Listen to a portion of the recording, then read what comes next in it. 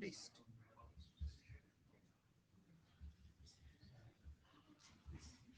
PGP attribute escape. Pass, right? Pass.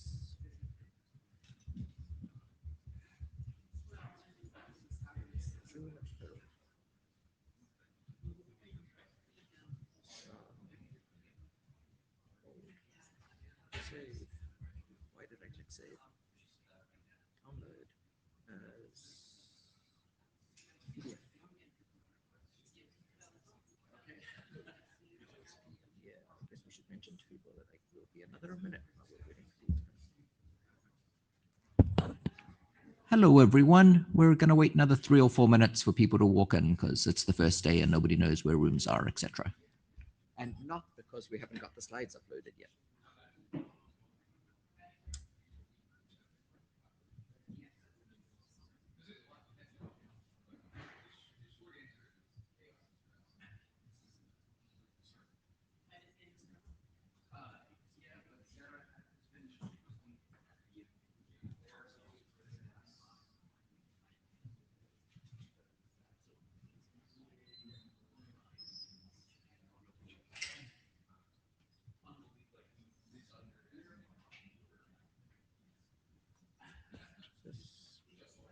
Save.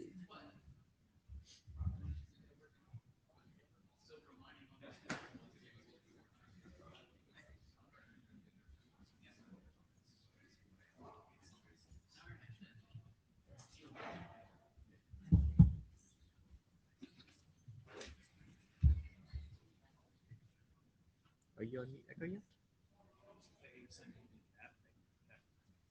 Oh, you mean to meditate? No.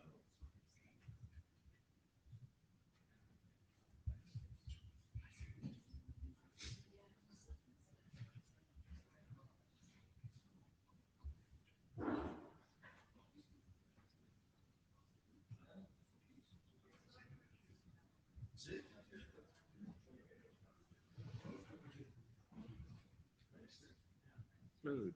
Woo!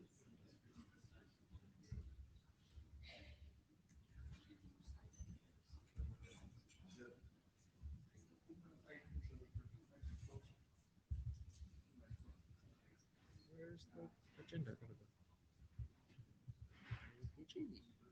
APG meeting. Meeting materials. Join. Full client of video. Got it. Moving by David Ragan.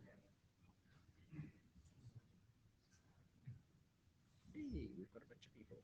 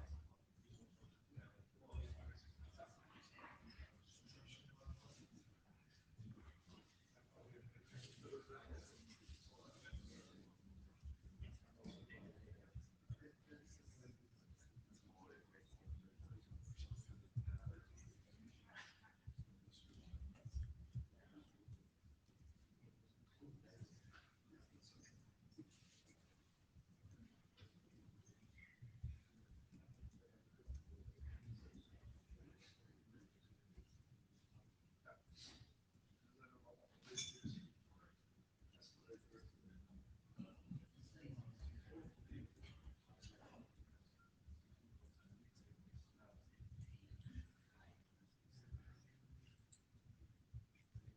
slides. Presentation view. Slides. Oh, welcome is not showing up here. How do we make this refresh? Do you remember? Looks like 2 tools, it's like manage slides, and then it's so they show up here. It's ready to be shared. So how do we make that? I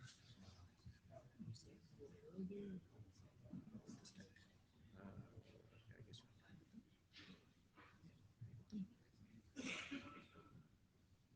don't know why one has to put them, but understand. There we go.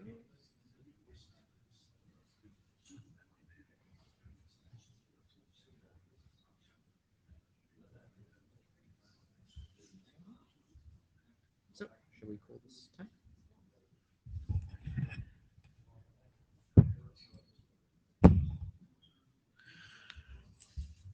Good morning, everyone, and good afternoon, evening, whatever, to remote people. I guess we will get started after I have turned down the microphone on here. So welcome to IEPG at IETF117. This is a quick description of what the IEPG is. Informal gathering of operator folk talking about operational stuff is the general theory. And here is our agenda. We recently added Jeff's BGP attribute escape thing and enhancement to BMP, roadmap for more secure global internet routing, and deep dives into IPv6 extension headers. Does anybody have any presentation time that we promised and then forgot about? Agenda bashing? Nope. Great. So this is the agenda we're going with. First up, we have deep dive into IPv6 extension header testing. I'm assuming that you will just tell us when to change slides. Does that work for you? That is perfect. Perfect. Let me bring up your slides. Deep dive into IPv6 extension headers, and there we go. People are too tall. Especially the Dutch. All right, there you go. Thank you. Okay, next, please. So this is a collaborative effort. We've been doing extension header testing for quite a while. Let me give a shout out in particular to a university Closer to the mic. university in India, the National Institute of Technology in Karnataka, and a lot of the undergrads who did a bunch of the work for this. So thank you. Okay, next, please. So we have been looking at this probably for close on a year and a half, something like that, and we're probably going to go on for quite a bit more. This has been a real controversy, and there's been a number of studies saying it doesn't work. So we wanted to find out where it doesn't work and fix it, because we feel that this is a key feature of IPv6, and extensibility would be at risk if extension headers don't work. Next, please. We are doing troubleshooting, finding, and fixing problems. We are not doing large scale measurements. The reason we are not doing large scale measurements is because this is a moving target. There have been two very large companies who have already fixed the problems that we have isolated, and we have conversations going on with two other cloud vendors to fix the bugs that we have found that I will discuss in this session, and a third we will start this week. So next, please. So what we did for our testing platform, we used a no-name hosting service. The reason we did that, because it hooks up right into the internet. There's no intervening topology, which will become quite important as we continue. And what the kids did is they modified Ubuntu to put in with eBPF. And so it essentially sticks in an extension header to every packet going in and out, because we wanted to test with real data, real application traffic, doing real things. So we did FTPs, HTTPs, pings, and so forth. Yeah. So next, please.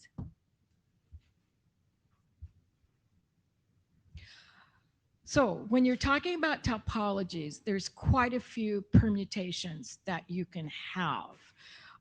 And the big problem that comes in with these, it has to do with the intervening equipment that may or may not be there. And so what we have done so far is we've done from our standalone server to inside the cloud and vice versa, and then completely inside a cloud. There are other permutations, but I think they're elaborations on what we have done. So next, please.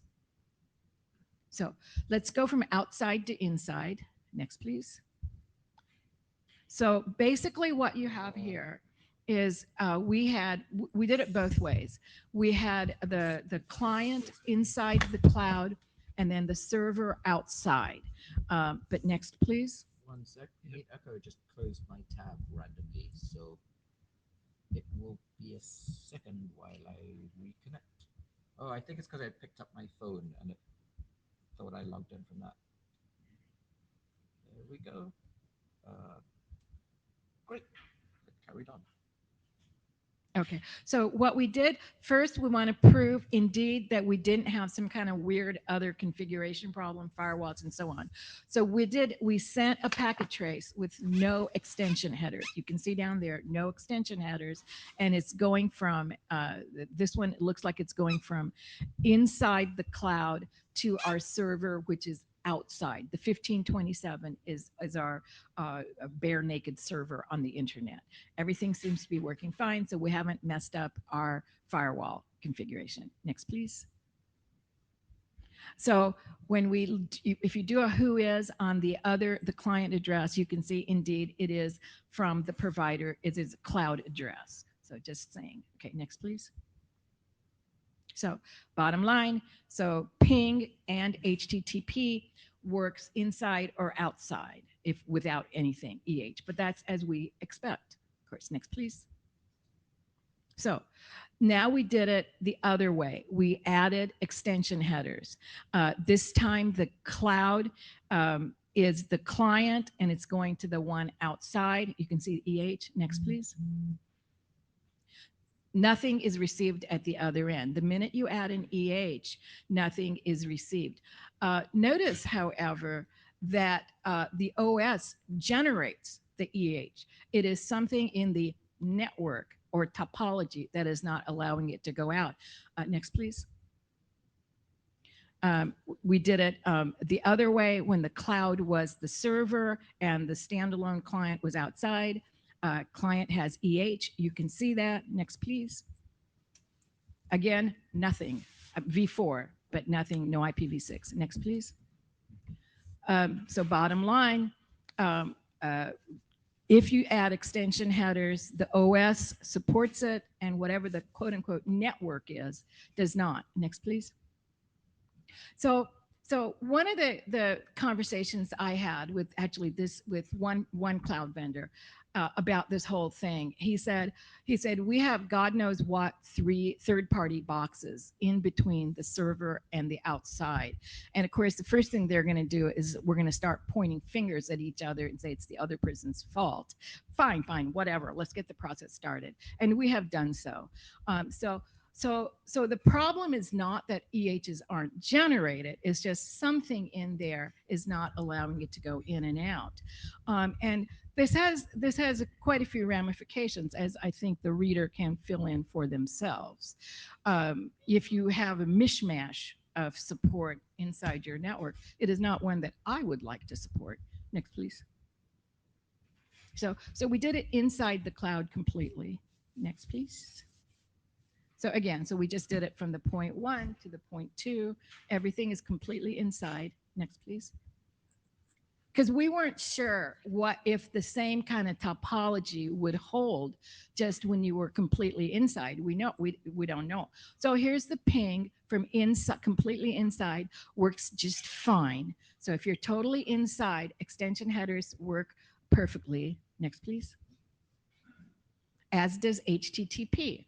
So if you want to use extension headers completely inside the cloud without this quote unquote intervening equipment, then you're all fine. next, please.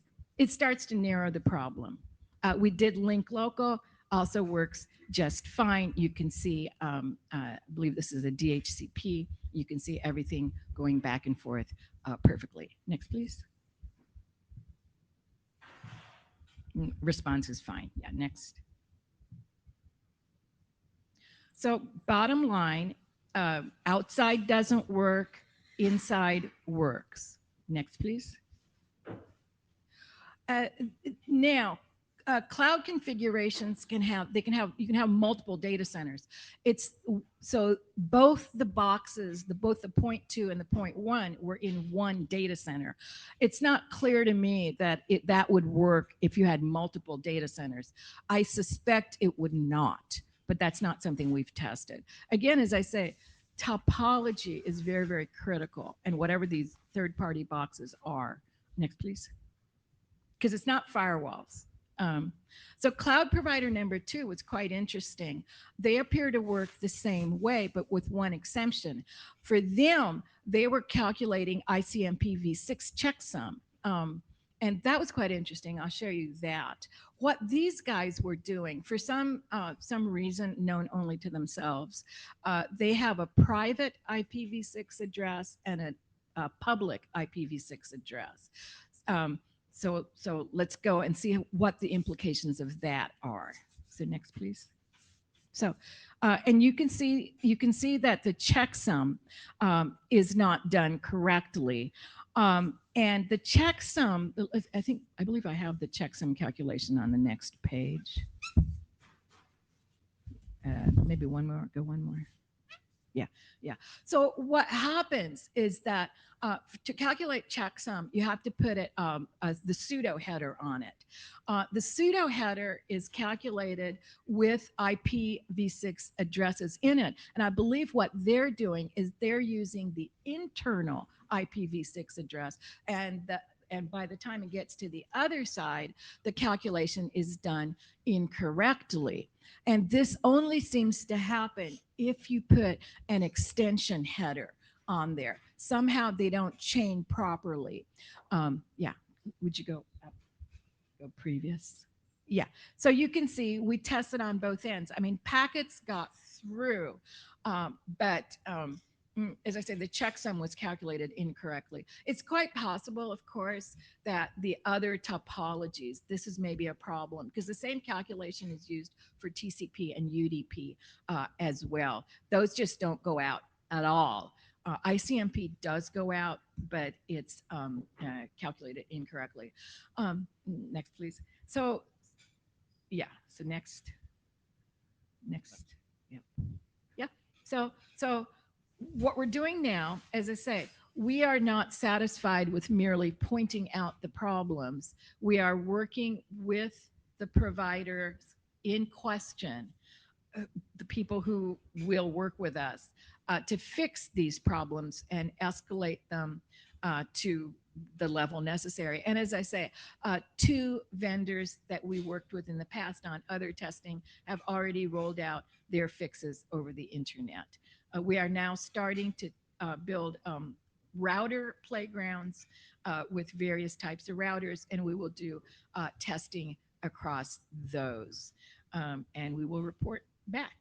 So, yeah, thank you. Any questions? No questions? No questions. Great, thank you. Thank you.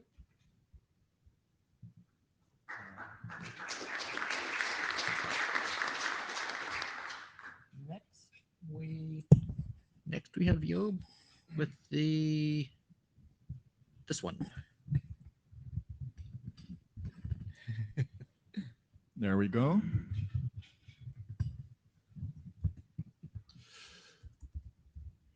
Should I get a clicker? It's not plugged into my thingy, but I can plug it in, and what could possibly go wrong?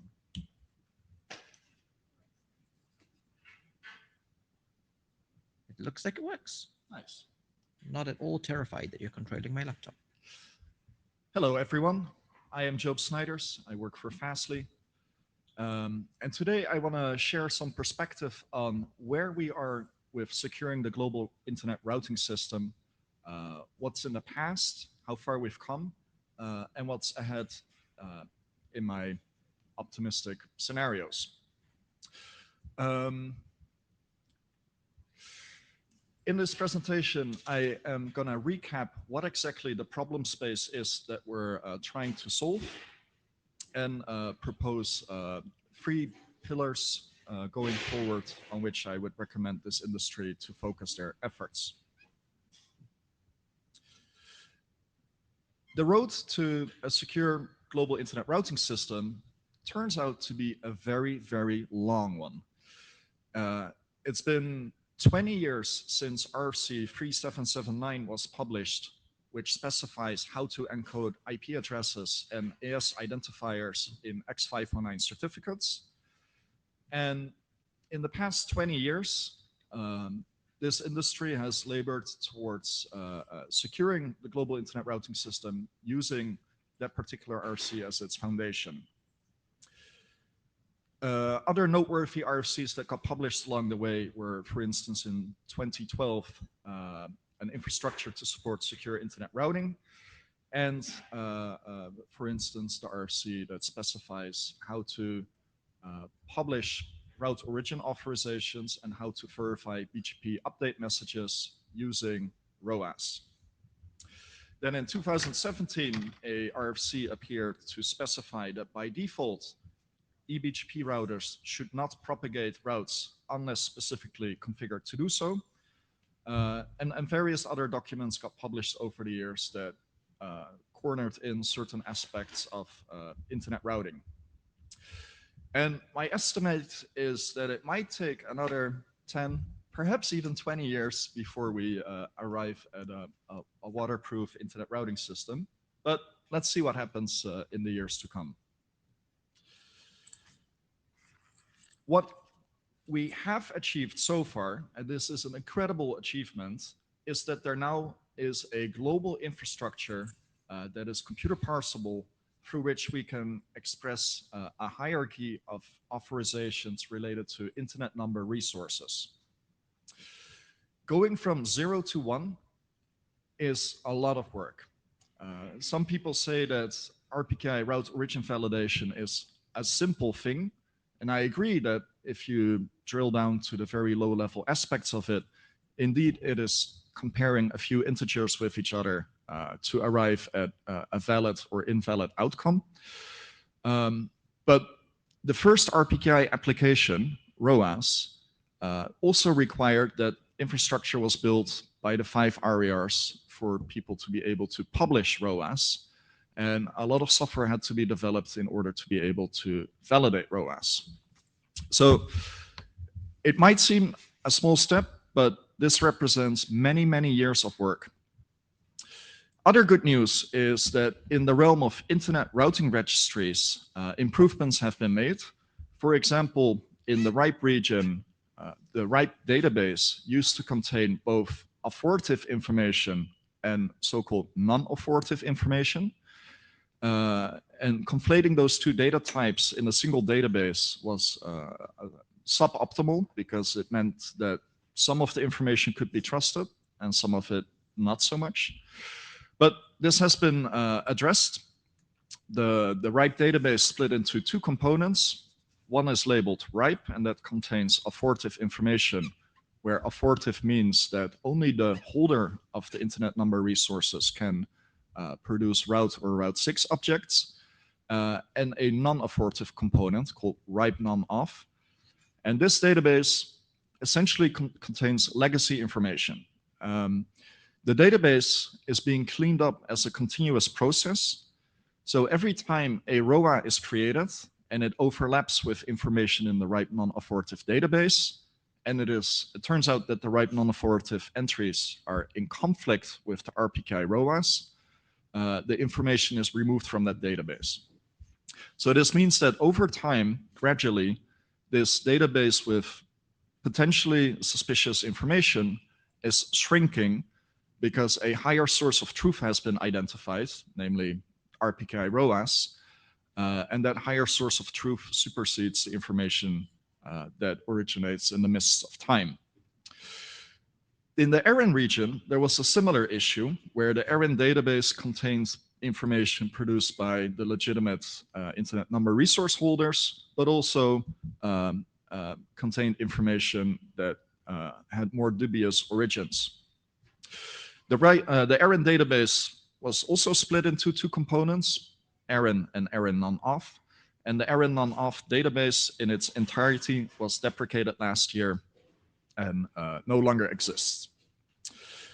Other improvements are that the Internet Routing Registry daemon, IRD, can now use RPKI information to apply a filter of sorts on its contents. And again, the goal here is to have ROAS supersede plain text, unsigned route and route 6 objects. RPKI route origin validation as a policy component on eBGP sessions between the world's largest ISPs is now a fact. In 2020, we saw a major push by the so-called Tier 1 or transit-free carriers to deploy ROV. And now, by and large, the world's largest internet service providers and internet exchange points apply ROV on their eBGP borders. So, hooray, we did it. Now, what is the problem space? I think there are three components to it. The first one is misoriginations. And misoriginations could be of a malicious nature, but my personal belief is that by far and large, most misoriginations originate from typos. If you look at the keyboard, the digits are really close to each other, and it is very easy to accidentally type in a 2 when you meant to type a 1. And if there are no further safeguards in your provisioning system, these typos will propagate into the global internet routing system unless something like route origin validation is applied. Another issue is route leaks. Route leaks are legitimate routing entries, but they are propagated to the wrong neighbor. And route leaks usually end up causing packet loss or congestion because suddenly a path is exposed to the wider routing system, which was not intended to be exposed in that way to that set of neighbors. Route leaks have happened countless times and are still happening. This is a very recent screenshot from the North American Network Operator Group list where somebody is complaining that a party ended up leaking routes from one internet exchange to another internet exchange, and it has caused their internet experience to be miserable. AS spoofing is another issue. When it comes to AS spoofing, we're usually talking about malicious intent because it's kind of hard in most network operating systems to have a typo in the configuration signifying your AS number, and additionally have your neighbors accept that misconfigured AS. So when AS spoofing happens, it's usually a bad thing. And to illustrate this, I will share what I call the American horror story. Not too long ago, a certain cloud provider was victimized by a very sophisticated attack that leveraged AS spoofing in the BGP protocol, facilitated by social engineering. There is a pattern in the internet operator community to register domain names that have that comply to the following form: AS and then the AS number .net. So in my case, for my personal AS, this domain name pattern could be AS15562.net, or for Fastly, AS54113.net. Apparently, perpetrators are aware of this pattern and had registered domain names reflecting the AS number of some major cloud providers. They had registered IR route objects in the RADB database, not to use those route objects to influence any kind of business process, but to add legitimacy to those email addresses related to those domains. And on some Friday afternoon, the perpetrators emailed large transit providers from the sender address NOC, Network Operations Center, at as-somedigits.net, and ordered additional IP transit ports in a given location. Now, from the perspective of a tier 1 provider, the sales associate that receives such an email, it is of course super nice to be able to sell additional ports on a Friday afternoon in order to get some extra bonus. So the ports are provisioned. The MD5 password to protect the session, of course, is emailed to the email address that the perpetrator was using. The session comes online with the spoofed AS number, and then days, weeks, or months later, the perpetrator starts using this circuit. Now, the horror part is that it's incredibly challenging to debug such a situation, because the cloud provider sees some of their traffic disappear. But if you use a BGP looking glass, the routing table entries point to the correct AS number. The route announcement probably complies with RPKI ROAS. And it's very confusing to understand why is a portion of our traffic disappearing.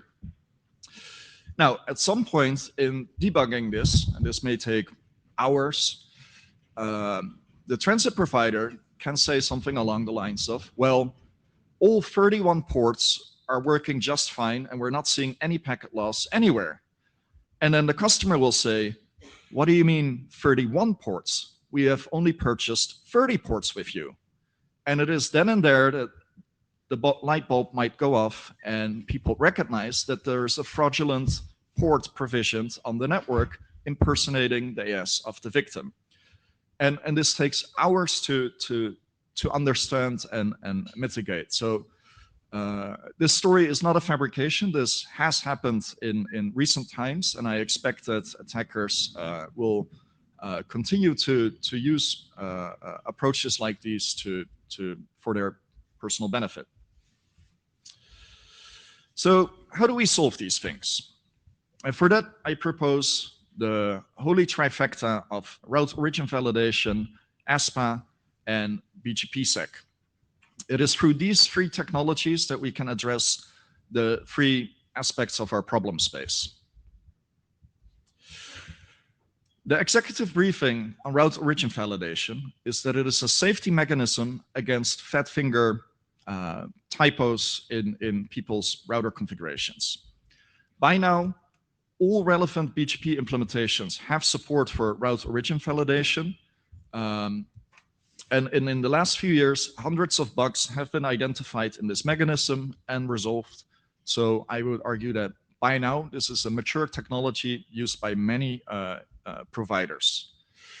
If you look at the tier 1 providers that together form an aspect of the core of the internet, all of them have implemented route origin validation, except for Telecom Italia, also known as Sparkle, Deutsche Telekom, and Zayo. And I believe that all three organizations are working towards deploying route origin validation. So we're inching closer and closer to full coverage in that aspect. All major IXPs, like the Amsterdam Internet Exchange, or DKIX, or NetNode, or Lynx, have implemented route origin validation on their route servers. And I think the global community has done an excellent job reaching out to people, educating their peers on what route origin validation is, how to set it up, what the benefits are. So I would argue that from a progress perspective, we are now at 80% of the deployment and looking at the long tail of networks to adopt this technology. So good work, everyone. Then there's a relatively new RC 9234, called BGP Open Policy, that does not rely on RPKI at all, but is helpful in mitigating route leaks. The principle of this mechanism is that for each and every eBGP session, you configure what your role is as you understand it. And a mechanism then is used to compare what you think your relationship to the peer is and what your peer thinks their relationship to you is.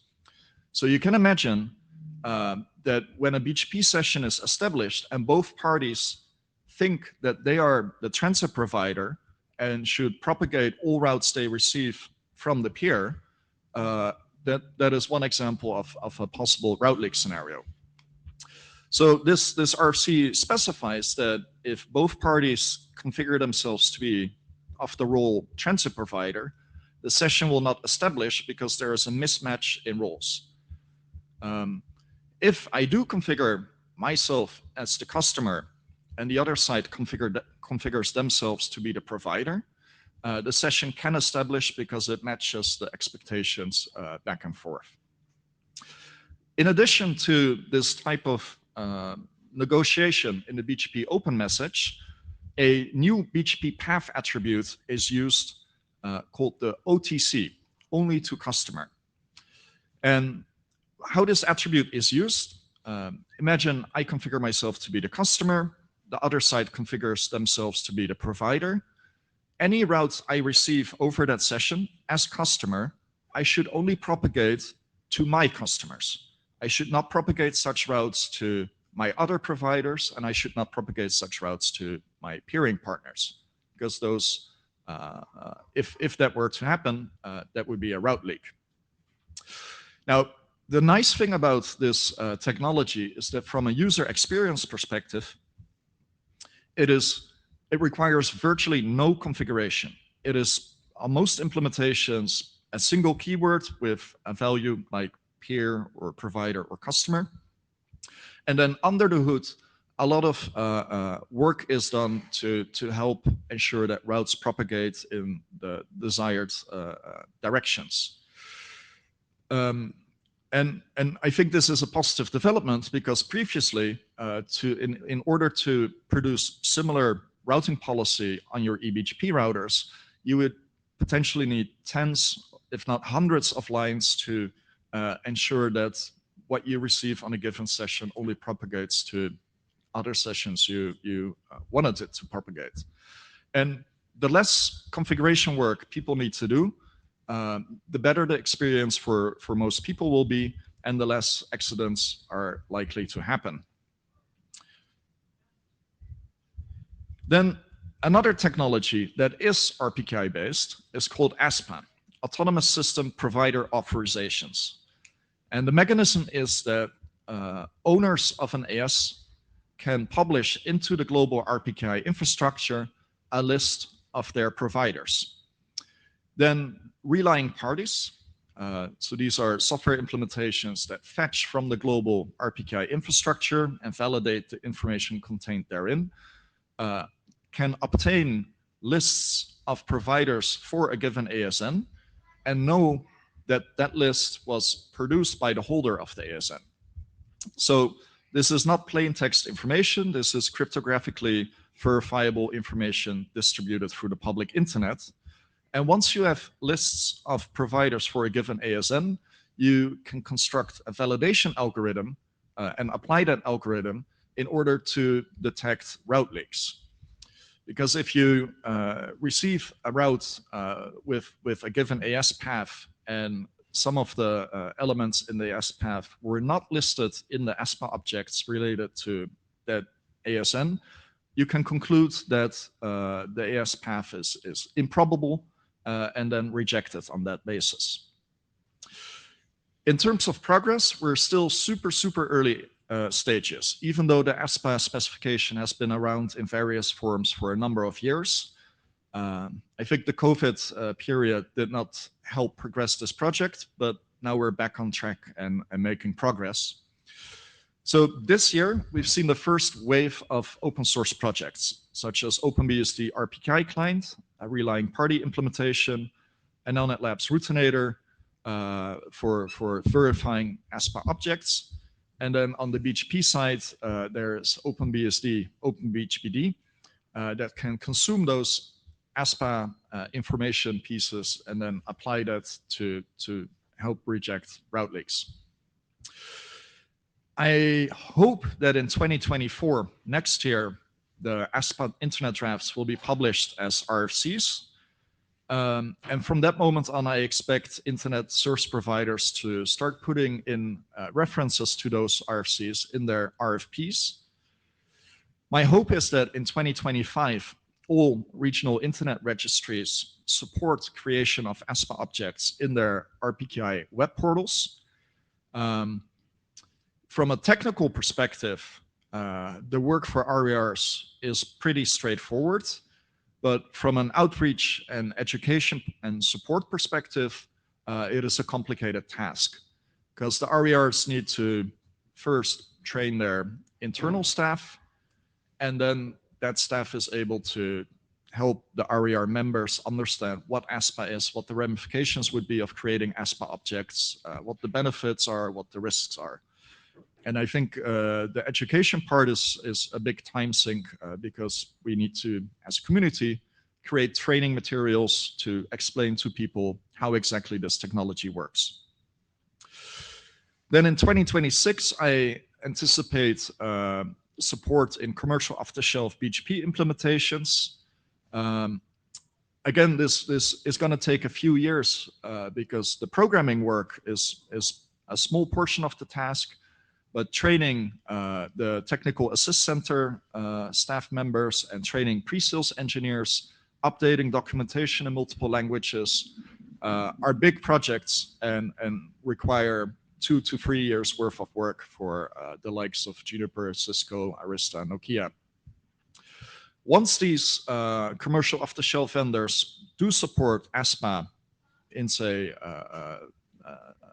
beta releases or even golden releases, it is only then that the largest ISPs can start testing this technology in their lab environments and work out a plan to deploy the technology in the wider landscape. So it might be as soon or as late, depending on how you look at this, as 2027, 2028, before we see wide-scale deployment in the world's largest ISPs. So with all this in mind, I would say we are, in terms of global deployment progress, now at 15% with a lot of work ahead of us. Then I want to talk about BGPsec, because BGPsec, or in-band signaling of routing information with signatures, is the only mechanism to combat spoofing. I consider in-band signaling of signatures unavoidable. There is no mechanism to combat spoofing other than to cryptographically sign the information that is exchanged between internet service providers. How to arrive at benefits of BGPsec is to investigate in your network what are the most valuable sessions. And by and large, you will see that for a lot of internet service providers, the most valuable sessions are sessions that run over private peering. So for instance, if I look at my employer's network, the most valuable sessions are the sessions where we directly interconnect with other internet service providers to reach the customers of those other internet service providers. And what you'll see is that on such direct peering sessions, the amount of state exchanged between the two parties is relatively modest, a few hundred to a few thousand routes, but the number of IP bandwidth exchanged can be hundreds of gigabits. And there is a sort of inverse relationship to so-called transit connections that offer you a full view of the whole internet routing table. And this can be 900 or up to 1 million routing table entries. Those sessions are associated with circuits that generally are the gateway of last resort. Only if I can, if I'm unable to send a packet through private peering, only then I will use transit circuits to try to deliver the packet. And The interesting thing here is that the amount of BGP state is the largest, but the number of IP packets exchanged are lowest compared to private peering. So where to start with signing routes and verifying the validity of routes would be on those private peering sessions. Signing and validation are decoupled in BGPsec, and signing is a very cheap operation compared to verifying. So I envision that if the resources are not there on given BGP routers to do full validation, they can still contribute to the wider ecosystem by at least signing the routes in order for other people to be able to verify the routes. A nice thing about BGPsec is that it's a form of know your customer. The spoofing case I described earlier is not possible with BGPsec unless the perpetrator has access to the key pair associated with a given AS. And social engineering your way into getting circuits provisioned towards a large transit provider is feasible, as we've come to learn, but there is no mechanism to further that attack without access to the key pair, which is hopefully safely stored with the actual owner of the AS. Where BGPsec also is very useful is in so-called closed user groups. Examples of a closed user group, and this may seem a little bit non-intuitive, are route servers at internet exchanges. Route servers usually run on commodity hardware with access to modern CPUs, and it would be fascinating if route servers end up being invisible in the AS path from a traffic engineering perspective, but are visible in the signature chain and do verification of all routes exchanged for the route server, because this would greatly increase our ability to trust so-called route servers. Another example use case could be the exchange of black hole routes. Some parties will set up BGP sessions with a sort of rendezvous point, a black hole route server, to indicate to the peers of that server that they do not wish to receive traffic for a given IP address. And what BGPsec offers in this context is full attribution towards who announced a black hole route towards that route server, increasing the ability of people to make use of such facilities.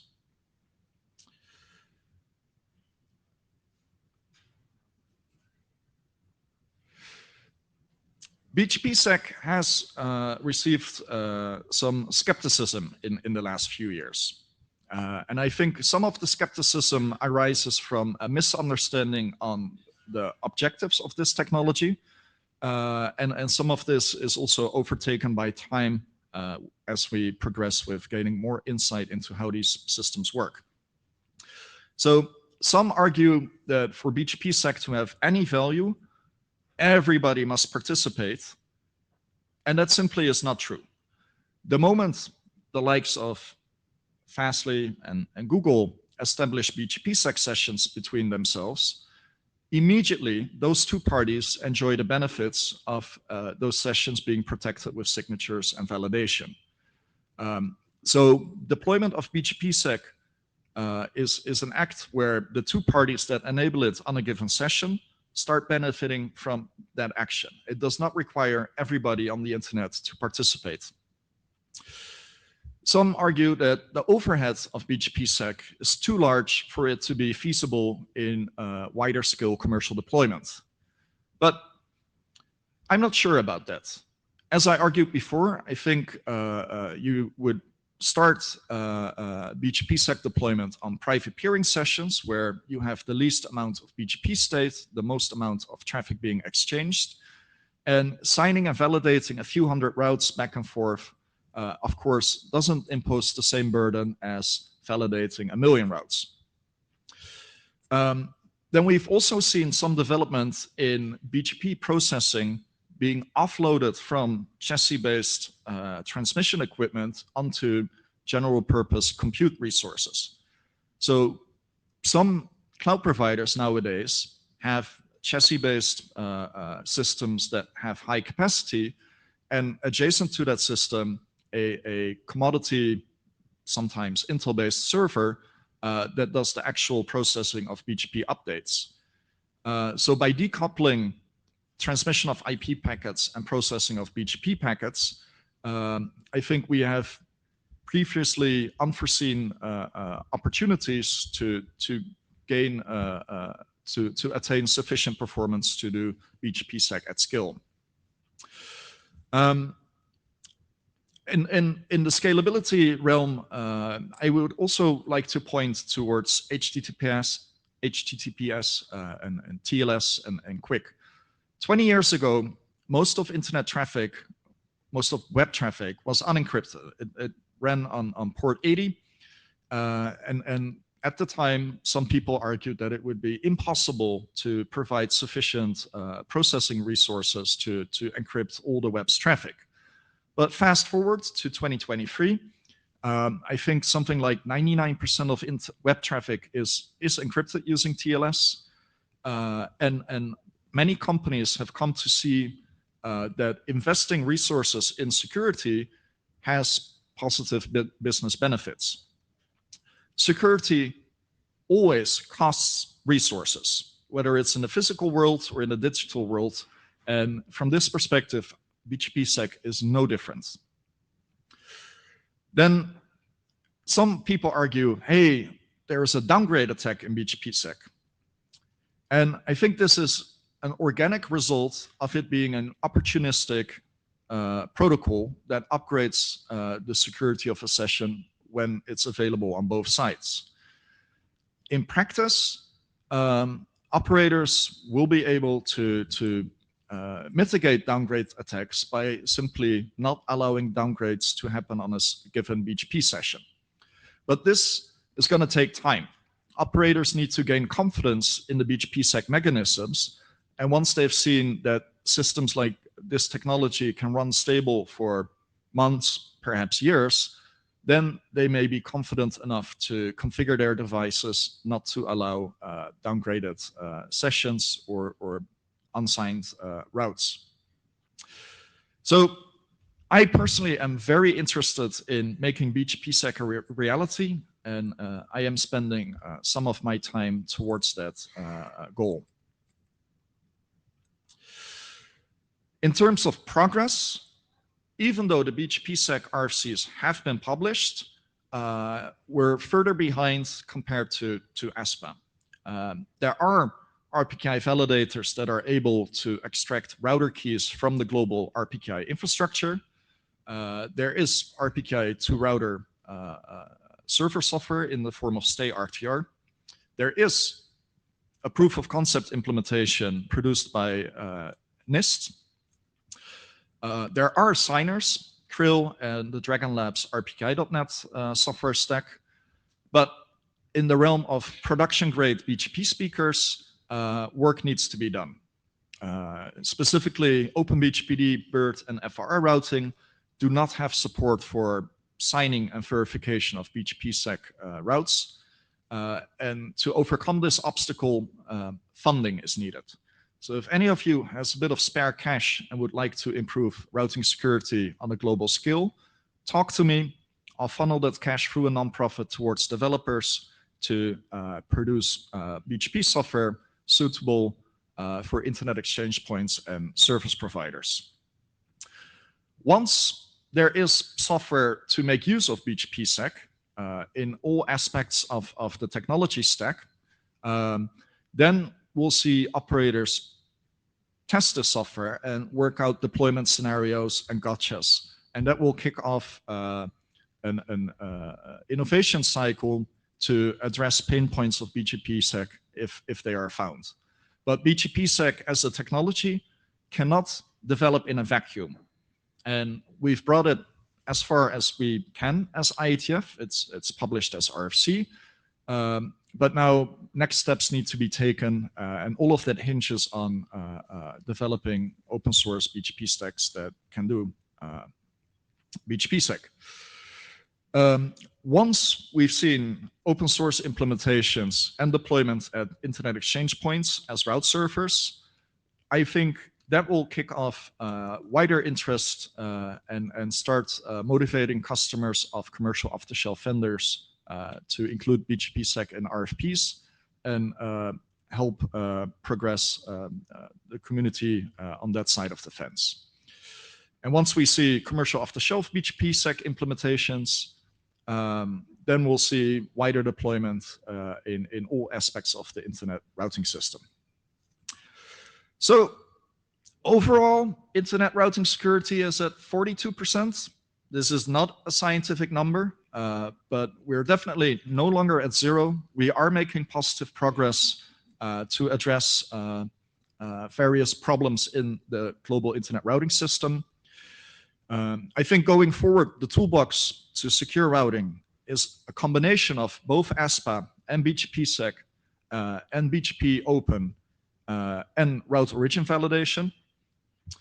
But there still is a lot of work to be done. To name one example, at this point in time, the creation of ROAS hinges on a certain type of single point of failure.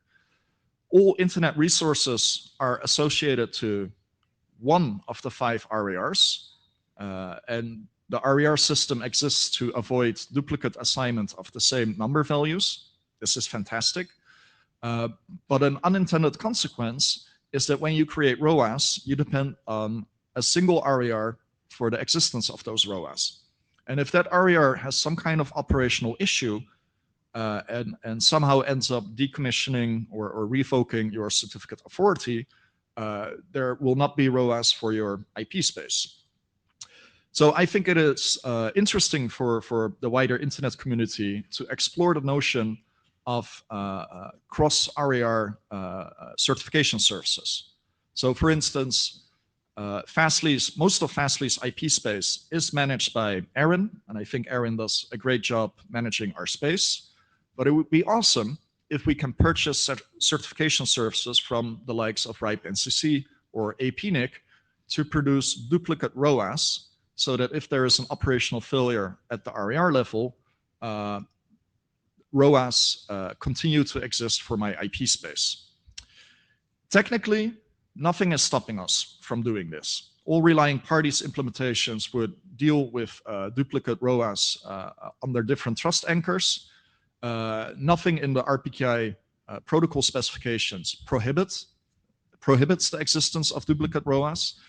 But this is a matter of internet governance and administrative processes to figure out how exactly can you obtain services from multiple RARs while a single RAR maintains authority for a given prefix. I don't have all the answers to questions like these, but I want to encourage this group and other groups to investigate and think about how we can add redundancy to RPKI ROAS and BGPsec router keys. I think this concludes my presentation, and I open up the microphone for comments, encouragements, compliments. Some of the above. Anybody heard? I'm a little bit quiet, I think. Thank you, Chris, for playing AV Kid. Hopefully people that are remote can hear this. Speak up? This is more for the people that are outside. Let me try the other mic. The mic in the back, I think, is a little bit louder. Yeah. Is this better? Yes, great. Much better. There we go. For the room and for everybody out remotely. So Jeff Haas, Joop, thank you for the presentation. This is a very nice summary of the roadmap. I think it's good to have this all in one place and very closely mirrors what we show around in-house inside of Juniper for where we should be going with these things. Warren, could you take us back to the slide on myths, just to make a few comments? Is this one working better or worse? Worse, great. No, forward. Anybody? Okay. Oh. A little bit more. Yeah. We're almost there. 2 more. There we go. So I would offer a couple of suggestions for clarifying this one, and it actually also slides into the point you made earlier in the presentation. It doesn't require everyone to participate. It requires people that are in a small group that care about things to participate to get benefit.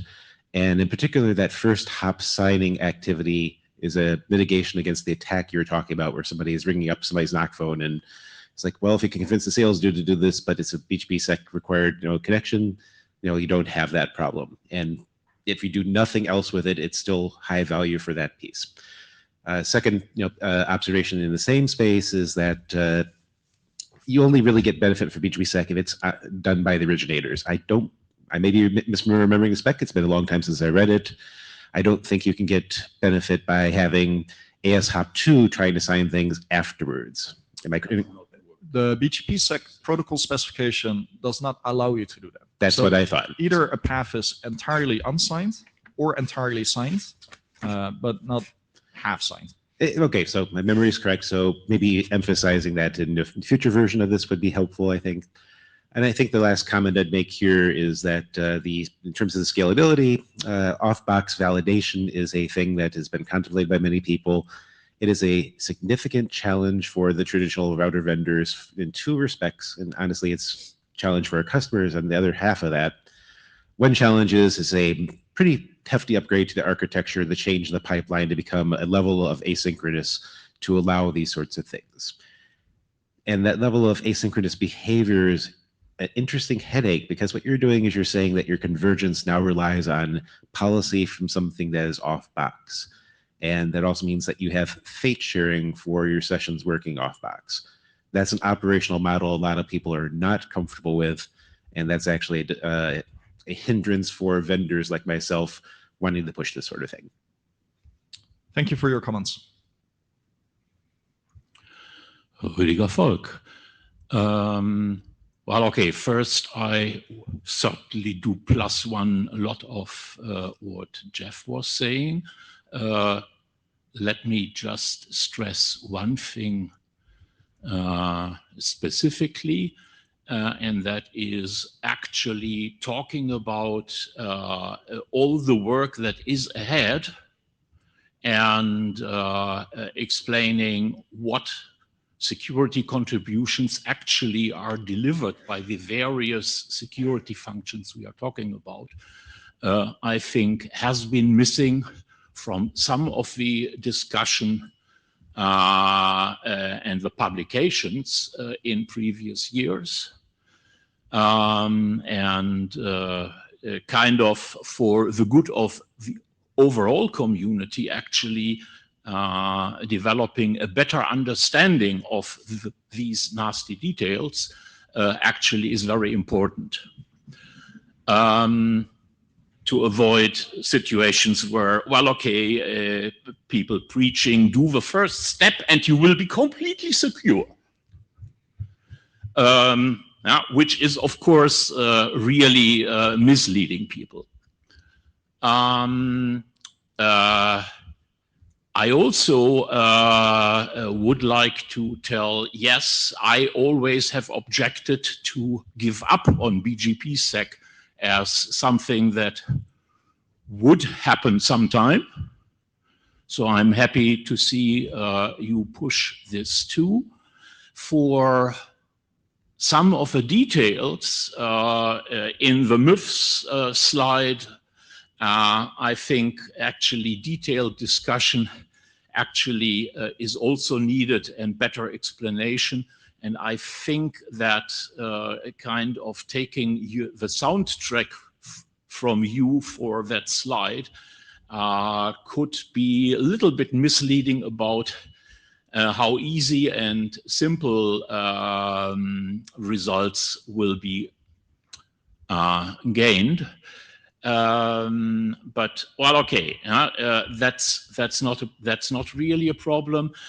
One thing on the constructive side I would like to add, and that is, well, you were talking about this American horror story.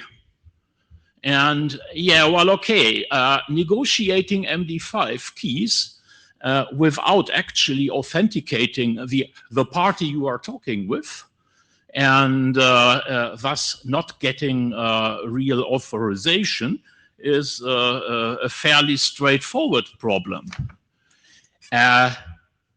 However, with the RPKI system as it is in place right now, in fact, the AS certificates that we have already in the RPKI, though little used, could be used for actually authenticating the BGP session.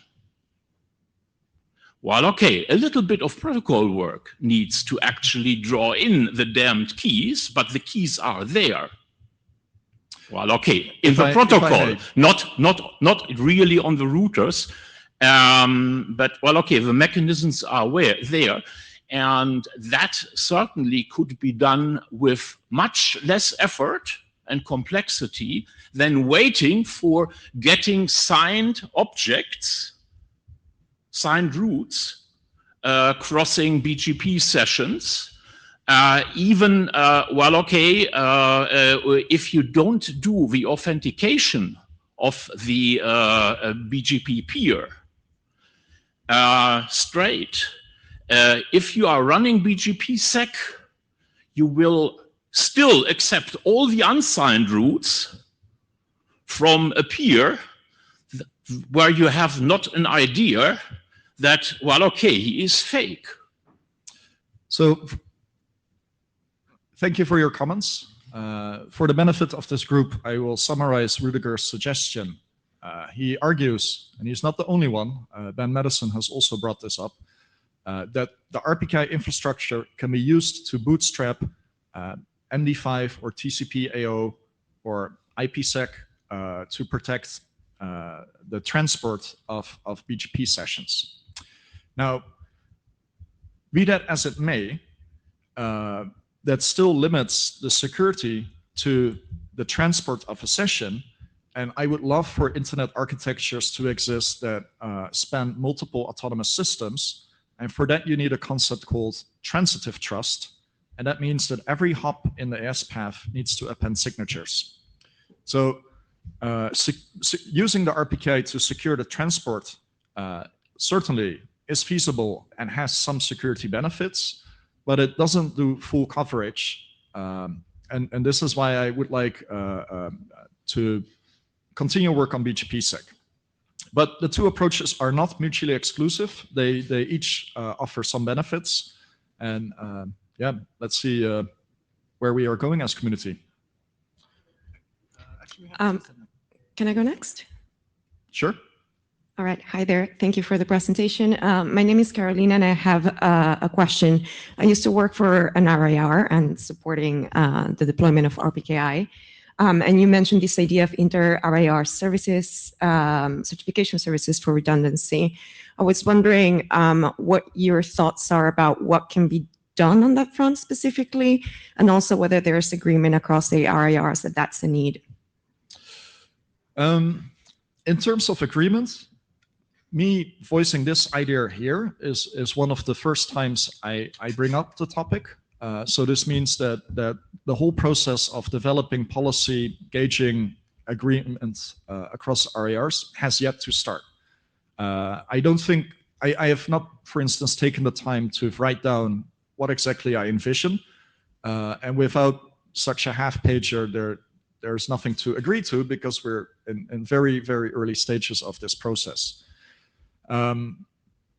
So I need help in this regard, because I honestly don't really know how to approach getting multiple RIRs to look exactly the same way and offer a new service that has not yet existed before. So help is appreciated to navigate this process. As I said, technically, nothing in the RPKI specifications is blocking us from redundant ROAs under multiple trust anchors. So it really is a matter of policy development and internet governance to get to that point. Absolutely. Thank you. Let's have a chat then. All right. Thank you. You said your name was Carolyn? Carolina. Carolina. Thank you. Ties de Kok, RIPE NCC.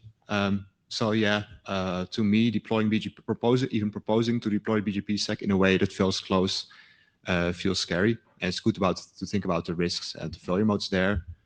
And we should start this discussion. You mentioned RARs here, but there's multiple critical points of failure there. It's all in the .NET TLD, like we've seen what can happen there BGP with DNSSEC signatures.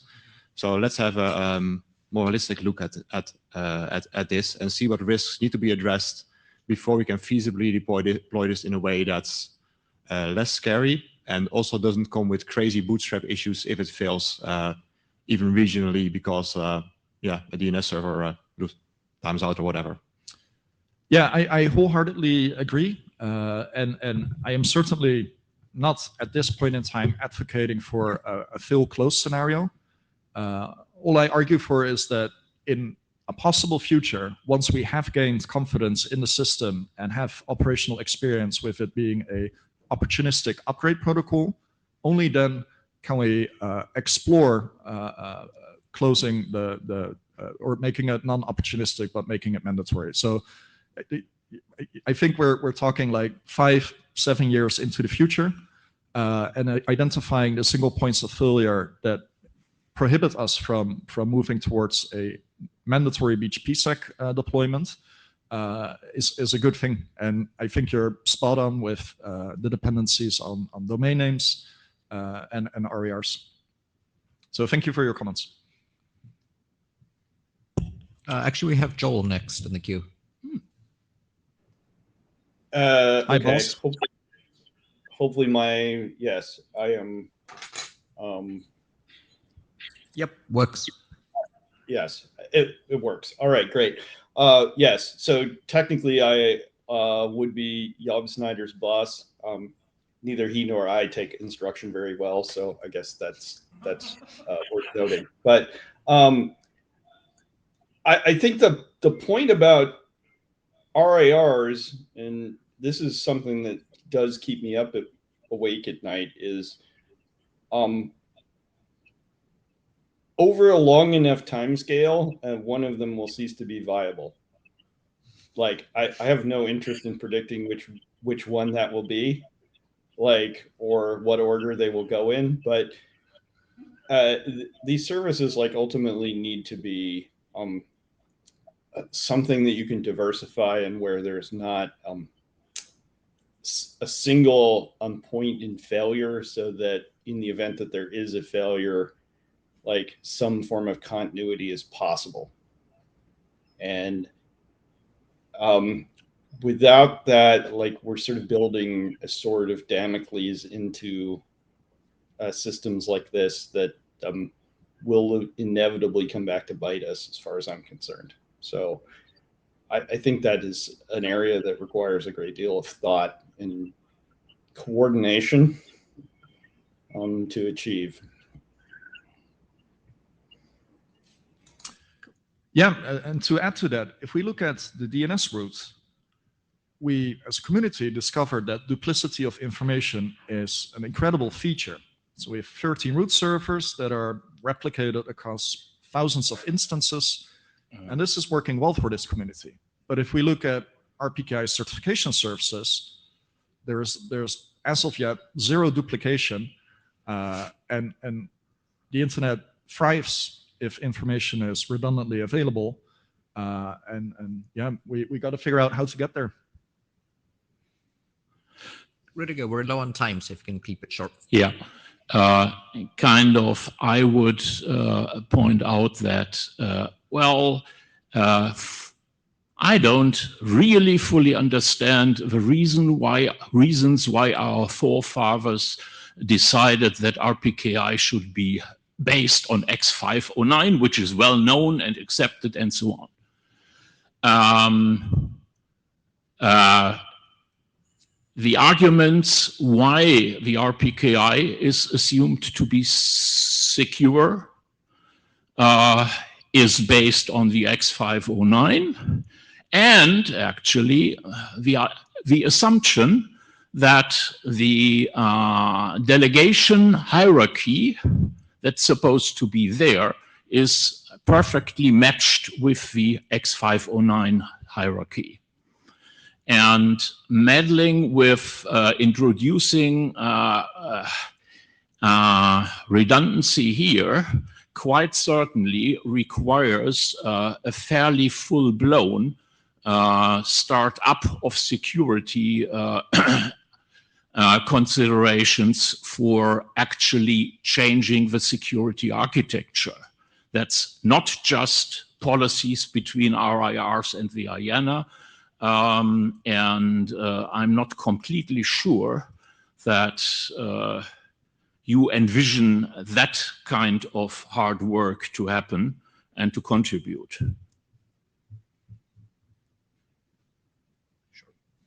Chris.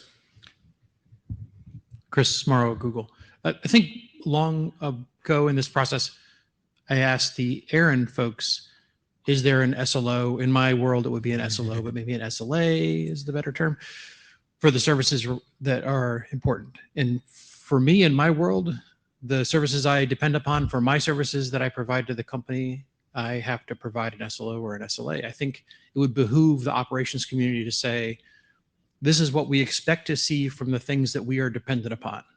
Tell me how long it's going to be down, when it's going to be down, how often it's going to be down, when you're going to do maintenance is, what my expectations are. Then I can plan for that. And I can ask for you to improve those things over time if that's the requirement. So I think I would phrase most of your thing about the IRRs in that framework. But yeah. Today, all RERs publish a so-called certification practice statement. And if every RPKI object contains a pointer to the relevant PDF in which they specify the practices, and you'll find SLA framed concepts like we promise to publish a thing within 8 hours, we promise to revoke a thing within 8 hours. So I think the RERs have done a good job shaping some expectations, but of course what they cannot shape and what we cannot require is operation with 0 faults for many years. And I don't this think is where no one's asking for 0 faults, right? We're asking for show me the information about what I can expect, not just revocations and publications, but availability of the service over time, right? I don't want 100. I can't expect 100% because I can't provide that, but I would like at least some numbers I can expect so I can tell my operations staff what to do. Yep. Look for the CPSs. Great. Thank you. This was a awesome presentation. Thank you all. I really liked it. Great. And now we have enhancement to BMP implementations and FRR routing. Who's presenting this? Can you hear me? Yes. Yeah. Thank you. To switch to the next slide, I need to ask you, right? And actually, can you speak up a bit louder? Yep. Yeah. Is it Cool. better now? Yeah. Better. Yep. Okay. Yeah. Can you go back to the first slide? Sorry. Of course. Thank you. Hello, everyone. I'm Maxence Yunzi, researcher at INSA Lyon. I will present our enhancements to the BMP module in FRR routing. This is a work which is part of collaboration with Swisscom, led by Thomas Graf. So first, we'll start with a bit of context about BGP and BMP. Next, please. So as you know, the internet is a mesh of autonomous systems that exchange route information using BGP, so the Border Gateway Protocol. BGP is also used internally to spread routes inside the AS. It's a multi-stage process. First, the router receives the path from peers. Then it can transform and filter those paths based on a configured inbound policy. Those are stored in the adrib in. Then the router decides which paths are the best for a given destination and populates its local routing information base, so the local RIP. It's important to note that a router may select and use multiple paths for a single destination to do load balancing, and this is called BGP multipath. Finally, the router advertises the best path to its neighbors. It also applies the configured outbound policy, which also allows to filter and transform the path before sending them. And all of those advertised paths are stored in the attribute. This process is quite complex, and ISPs need visibility at each step in order to figure out what's going on in case of issues, and that's where BMP comes into play. It runs hand in hand with BGP and exports information about the BGP, the behavior of BGP. It captures the state of the sessions and the state of the path in the RIPs. BMP is standardized at IETF in the GROW working group. Here are the relevant standards. If you can go to the next slide, please.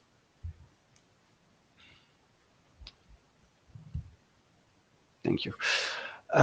So its first version allowed to describe the inter-domain path received by a box. That's RFC 7854. It has been extended to describe the path selected as best by the BGP decision process with the RFC 9069.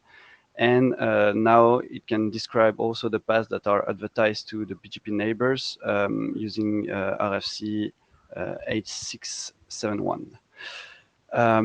In the FR routing open source implementation of BGP and BMP, we only had the support for the basic version of BMP, which is the first RFC 7854. Our goal with this project was to bring this up to date with the last RFCs and to provide a first implementation on current working group drafts that are being standardized in GROW for both. So the implementation was for both FR routing and Wireshark as well. Next, please. The initial version of BMP in FR routing was only supporting adrobin, as I said, which are the received paths from the peers, without support for the add pass.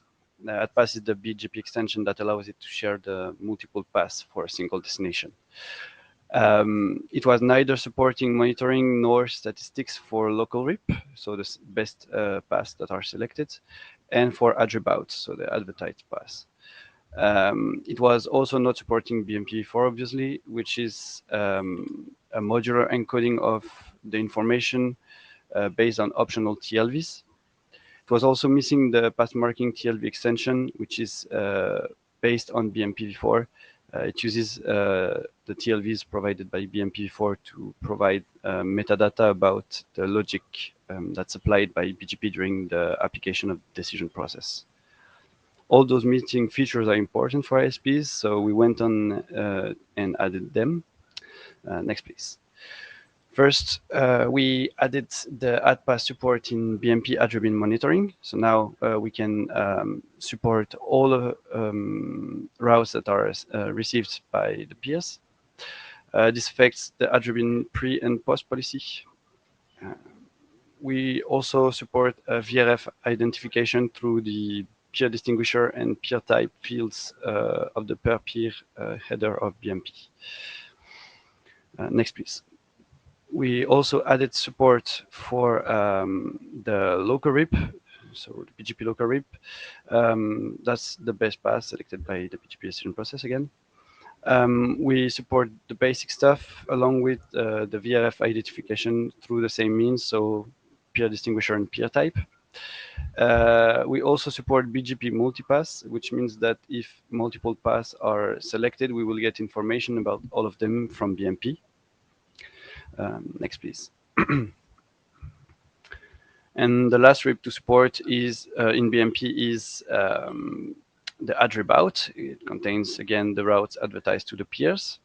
We now support the basic monitoring and statistics for this RIP.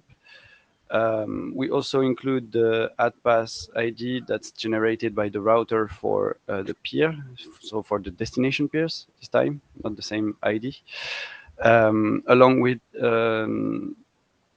identification of the VRF, which contains the destination peer through the same means again, so peer distinguisher and peer type. Next, please. Finally, we added support for the TLVs in route monitoring and peer down messages following the draft BMP v4 TLV.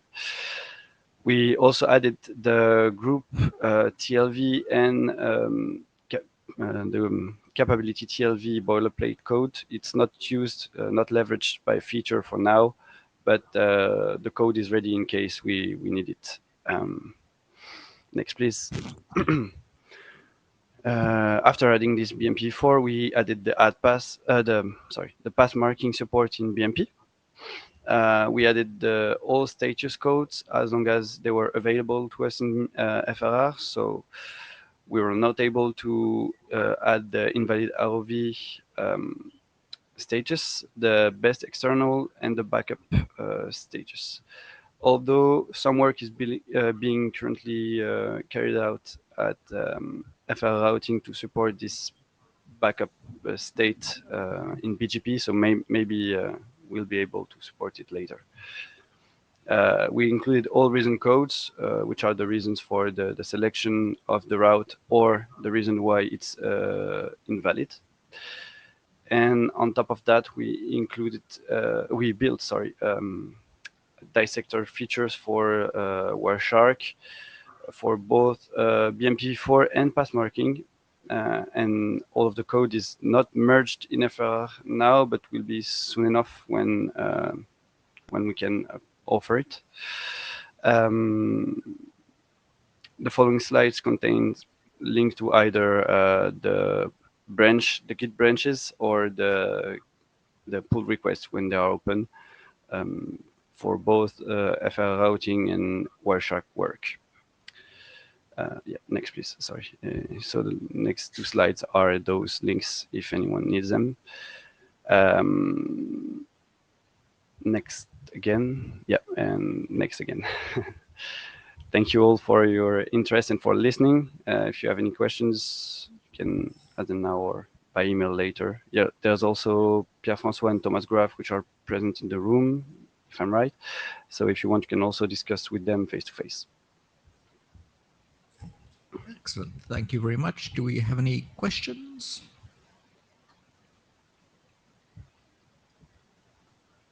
If not, you can also poke Pierre or Thomas. I will bring up the next one. Thank you very much. Thank you very much.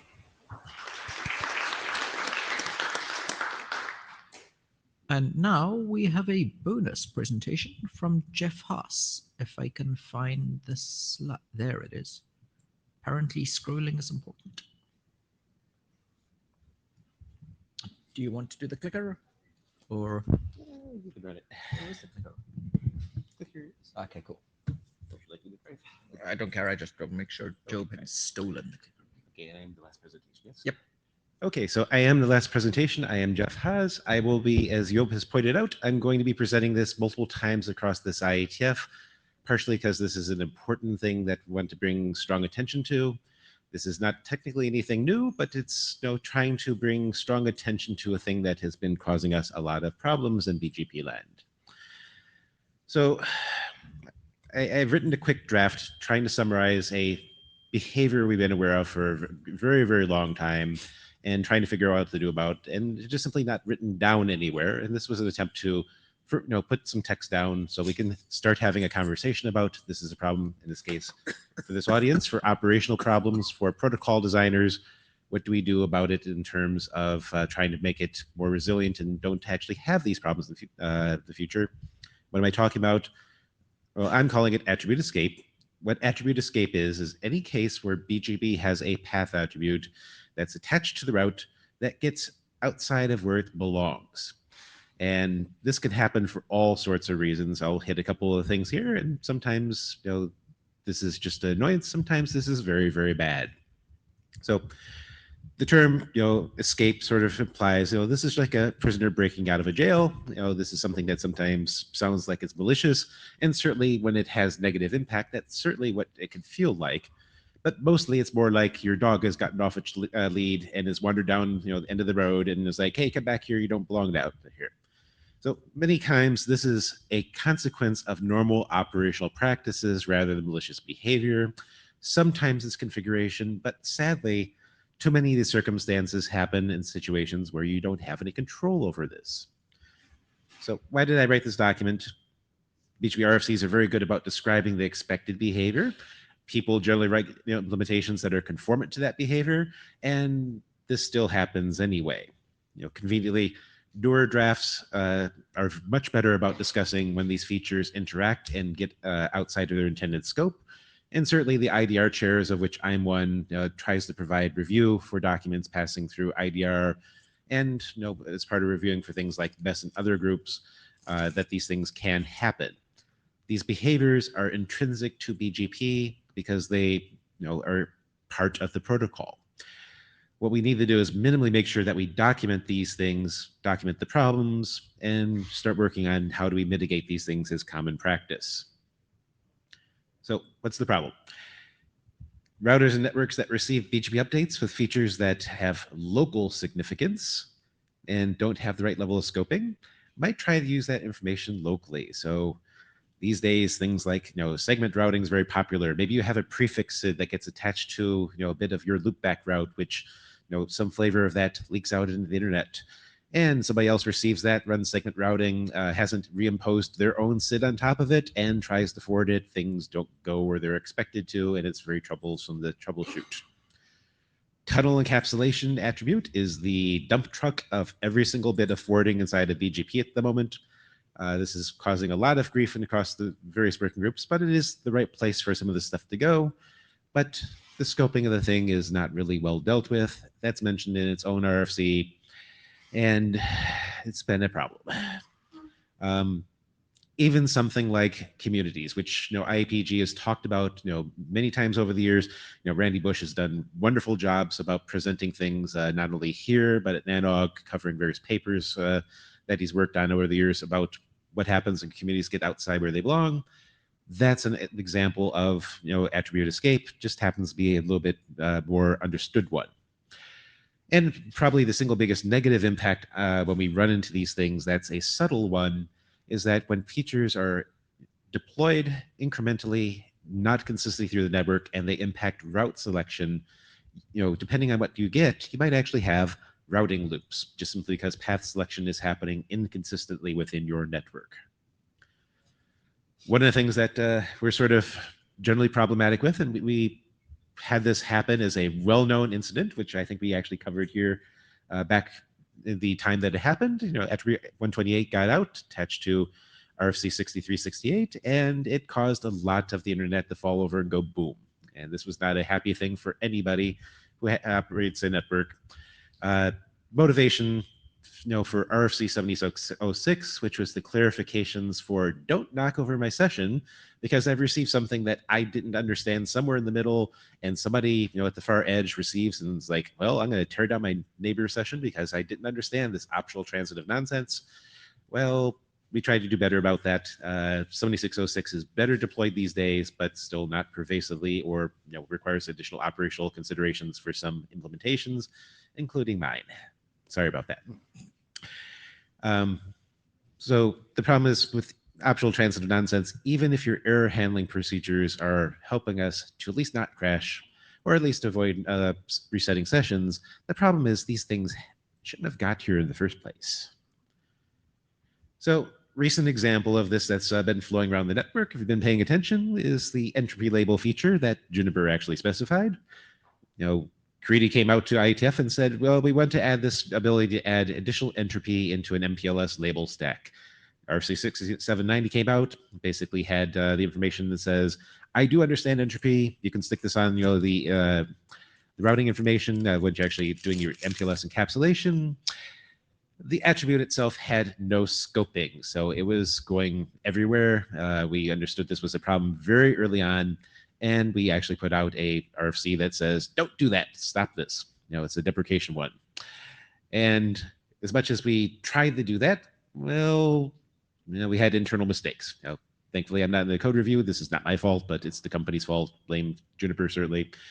We basically squatted on top of the exact same code point for entropy label to try to fix it. And it actually does much of what's actually discussed in this document. It has scoping information, and that work is continuing through IDR.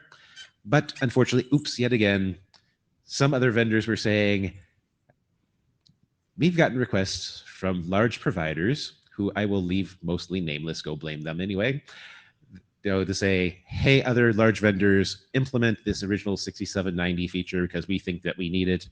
despite the fact that there's this giant warning label of don't do that. Now you have colliding, bits of escape.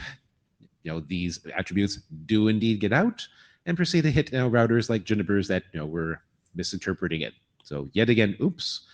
And error handling does help us here, at least if you have it enabled in your implementation and turned on. Another one running through the BEST working group. I won't be speaking at BEST this round, but maybe the next IETF. They have as part of their IPVPN internetworking procedures for EVPNs, a feature called DPath, basically allowing us to pass EVPN routes back and forth across domains that may cross between EVPN and layer 3 VPNs. Interesting work, but they have misscoped the thing, basically had no scoping whatsoever, and they were paying no attention to the fact that a lot of these L3 VPN type networks may actually be plugged into something that these routes that pass through EVPNs as type 5s that are just IP into L3 VPNs into the internet. These DPaths are escaping, and when it escapes in this case, a significant portion of what DPath is there for is to cause route selection to behave a different way.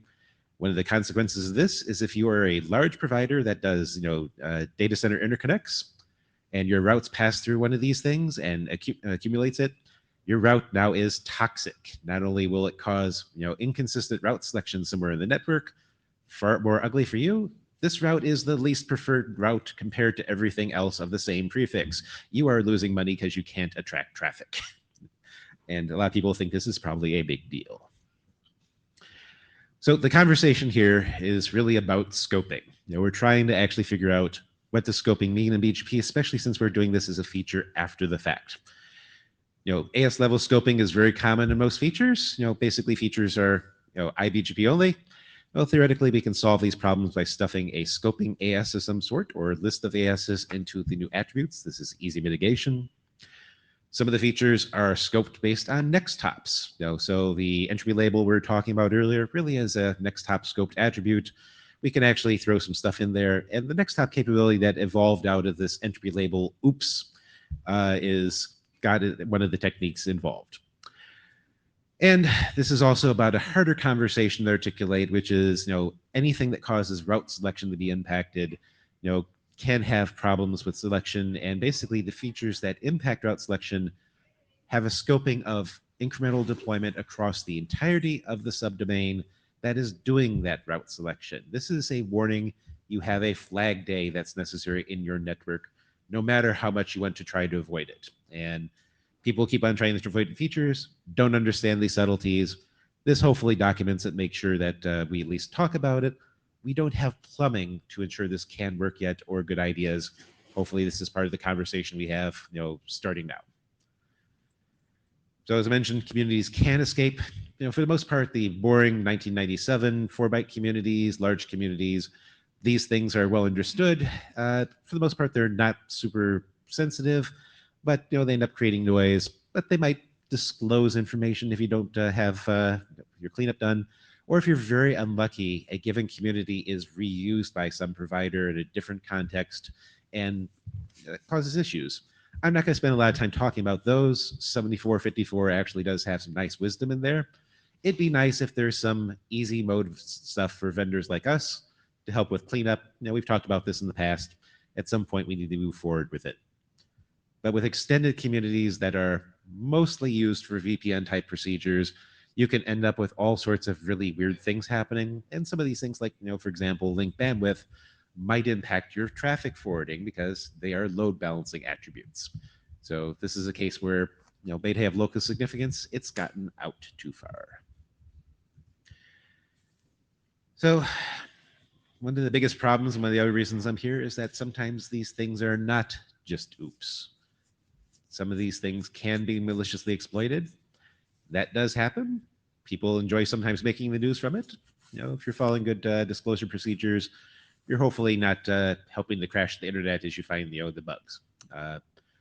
See your favorite presentations on good interactions with security groups. But these things can be done maliciously. This is our call to help clean them up at the IETF level. Mitigations are a challenging thing. I've had conversations with people in this room about them at one point or another. Explicit filtering of path attributes is a feature that are in several implementations. Juniper does actually have one as a hidden feature. It's there basically as a feature of last resort. Picking on Cisco as an example because they have public documentation. They have a different flavor of attribute filtering that can use treatise withdrawal. You know, there's a temptation, knowing these things are problematic, to just simply want to filter them. The gotcha is indiscriminate filtering can negatively impact incremental deployment of BGP. This is why BGP has been successful. These features, even though oops can happen, have let us spend 20 plus years adding new things in the BGP and making it successful for new things. If you filter out everything that you don't understand, you are now the firewall that prevents that feature from getting deployed. Now, certainly, depending on what your role for your network is, as it interfaces with BGP, whether it's global or not, changes some of these things. So maybe if you're like a leaf network, this is the kind of thing that you can happily filter. If you're transit, you really can't get away with it. Documenting some of these things as operational practices is needed. So this will be, I think, another bit of discussion. Another piece of the discussion is just simply these features are locally scoped. Cleanup needs to be discussed as part of the mitigations within a section. And what is likely is we should have some section, just like security considerations, operational considerations. For BGP, we need to have a discussion about what does cleanup mean, what happens when cleanup doesn't work. And we'll probably carry this thing forward. And maybe at some point we'll discuss, do we change the protocol itself? Do we get a BGP 5? Do we get like a update to the Bully protocol updates? Is this something that is a reason to maybe a bigger change, to be determined? So our next steps here is, partially what I'm doing here. We're socializing this. Once we've gone through another level of refinement, I'll probably be visiting the NOGs and having the same conversation with operators, along with, some slides about what you can do in terms of mitigations, because an operator wants to know not what you're going to do about this tomorrow, but what you're doing about this today. Visit other groups like BESS and IETF. Like I said, next IETF would probably work well for that. And talk about this in IDR and see, do we want to pull this in an active working group document? And what do we do about this history? Do we enhance the document I threw together in 4 hours on a Sunday and add more things into it? Make it something that's a little bit more formal and rigorous, turn it into one or more documents talking about the different practices. We'll figure that out. But once we actually do that, hopefully get some practices in IETF, socialize them, and get them published as RFCs so that they become what we do in the future. This is hopefully very fast. Any questions? And as I mentioned, this will be presented more times this week.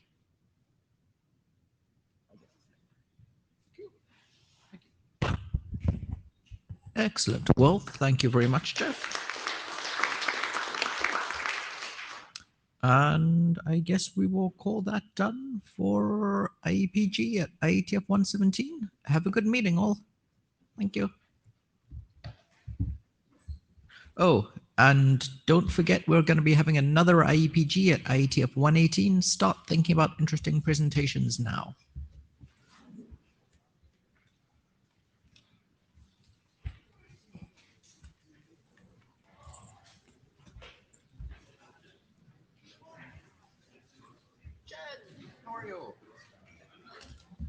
Actually, I have a question.